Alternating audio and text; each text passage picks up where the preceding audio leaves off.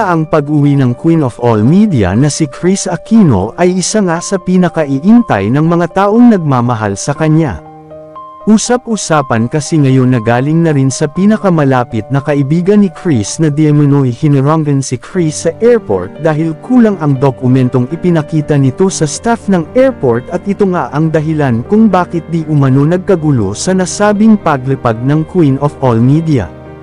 Talaga namang nagkaroon ng problema ang nasabing documents ni Kris kaya ito hinarang sa airport. Maging ang mga taga roon ay nagulat talaga sa nangyari ngunit ayon pa sa chika ay naayos naman daw ang nangyari at napag-usapan naman na magkaroon na lang sila ng kasunduan at isang dokumento lang naman ang kulang at hindi naman ito big deal at sinusunod lang naman nila ang rules and regulations ng nasabing airport.